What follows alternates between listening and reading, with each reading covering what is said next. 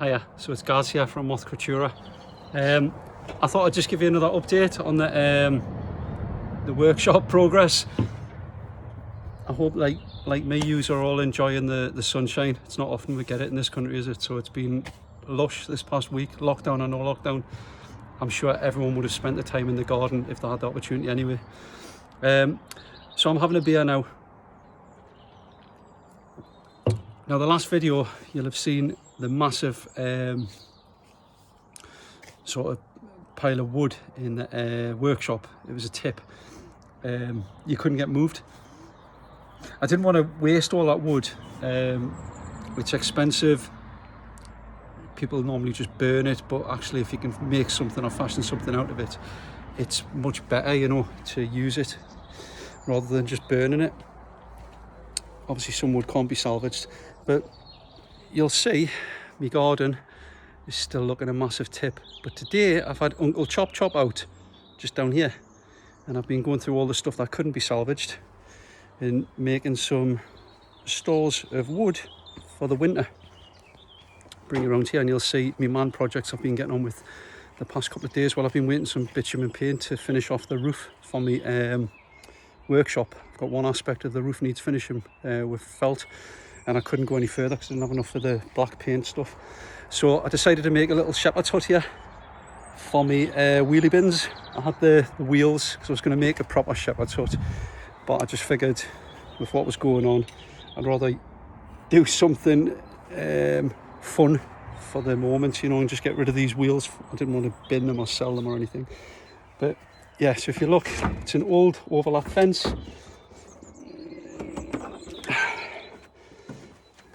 Got a little ramp there to put down. Obviously there's a load of flower pots and shit here at the moment, so I need to move out the way so you can get into it. But there's the ramp, so you can get the bins up and down. Goes back up there on the hinges. Locks back into place. There we go. It's got the proper metal work on, like the little hook on the front. I need to put the one on the back, the little tone eye on the back. But that's it. I didn't have the rickety metal roof, the curved one, so I just made that out of old shitty plyboard. Cut the arches, bent it into shape, screwed it down and then felted it with staples and the little bit of bitumen paint I had left. And then with the rest of the wood that I had left, I made this log store, which I'm just busy chopping the wood up with Mr. Chop Chop into kindling at the minute. But again, that's just old decking boards, pallets on the bottom to keep it off, like in case any water does get underneath and it doesn't rot me wood. And then chopping all the wood up to high under there. That's because we've got the fire pit for the garden, but in my workshop I've managed to get one of these little Norwegian wood burners, so that's getting delivered next week and we'll put that in. Start being a bit homely, might move in there, put a little hammock on the roof. And then this, you see the rickety metal shit that I had over there the other week?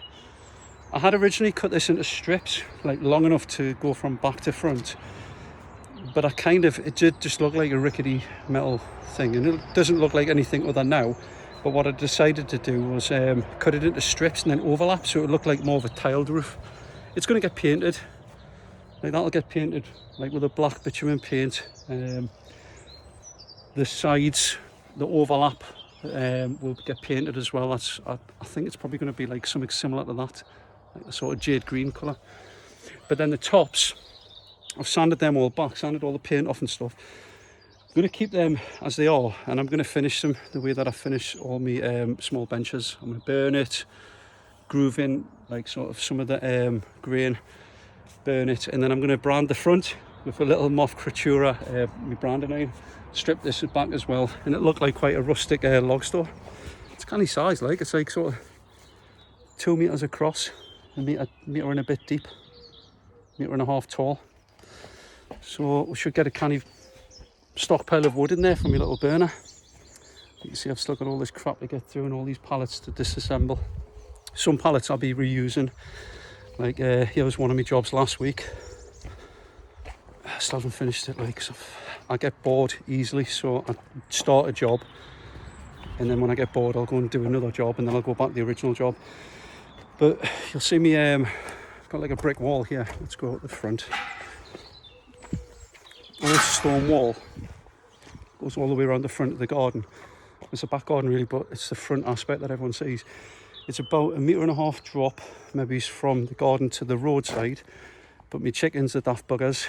They're all jumping over here all the time, so I have to run up and down the lane to go and get the chickens. There's a little brook at the end, like a little waterfall and what have you.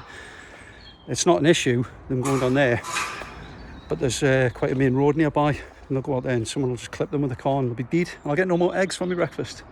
So I decided what I'm going to do for the meantime is make a picket fence, make it look pretty. We'll get the house painted eventually as well. So with my pallets, started stripping off the wood. I didn't strip them in terms of lifting them out with nails, like lifting the nails out and stuff, because it's just not that expensive a wood, you know what I mean? So all I did was I took my jigsaw to them. Here's one here. Chopped it just below the nails, just below the nails there. Got them all off and then found the smallest size one that I could use as a picket fence. I think it was about 15.5 inches. So about that. We decided on 3 different types, whether it was going to be a round top, a spike top, or this kind of one, which is just the corners lobbed off. So we opted for this one, the round one. There's no kind of round shapes on this house. The sharp ones are a bit gothic here, it's not really my cup of tea. So we decided on this one, thought it would look quite cute. So we chopped them like that, made a template, measured them all out, did them all. And then here's the one that's been sanded. I was thinking about routering them, the edges, to get them curved, but then we just opted for like sanding them smooth. And actually, we were going to paint them white, but I really like the sort of the rusticness of them. So we're going to carry on. I'm going to get the rest of these sanded, get the picket fence done up, and then I might just clear matte varnish them. So I'll have like bare wood going around there, bare wood on the log cabin thing, and then yeah, quick progress report for the day. I need another beer though. So for now, stay safe, take care, see you later, bye.